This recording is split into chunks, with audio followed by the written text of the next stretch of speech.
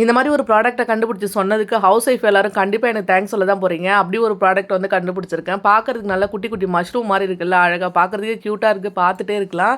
அப்படி இதை வச்சு நம்ம என்ன பண்ண போகிறோம் அப்படின்னு சொல்லி பார்த்தீங்கன்னா, நம்ம வீட்டில் எல்லார் வீட்லேயும் இருக்க பெரிய பிரச்சனை வந்து பார்த்தீங்கன்னா, அந்த பெட்ஷீட்டை டக் பண்ணுறது தான். நம்ம என்ன டக் பண்ணி வச்சோம் அப்படின்னாலும் குழந்தைங்க அதை கலைச்சி விட்ருவாங்க. அது நம்மளால் வந்து அதை அவாய்ட் பண்ணவே முடியாது.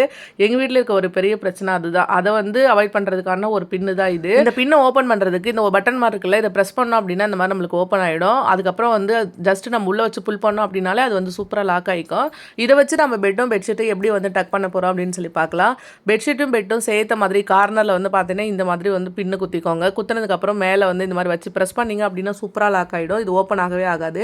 இன்கேஸ் ஓப்பன் பண்ணோம் அப்படின்னா அந்த குட்டி பட்டன் மாதிரி இருக்குல்ல, அதை நீங்கள் ப்ரெஸ் பண்ணிங்க அப்படின்னா ஓப்பன் ஆகும். ஸோ அதனால் வந்து அது எந்த பிரச்சனையும் இல்லை. குழந்தைங்க இருக்கிற இடத்துல நம்ம பயப்பட தேவையில்ல.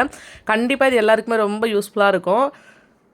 இந்த பின்னை வாங்குறீங்களோ இல்லையோ, நீங்கள் வந்து இந்த பிரச்சனையை ஃபேஸ் பண்ணுறீங்களா இல்லையா அப்படின்னு சொல்லிட்டு மறக்காமல் கமெண்ட்டில் சொல்லிட்டு போங்க. ப்ராடக்ட் வேணும் அப்படின்னா கமெண்ட் பண்ணுங்கள், லிங்க் சென்ட் பண்ணுறேன்.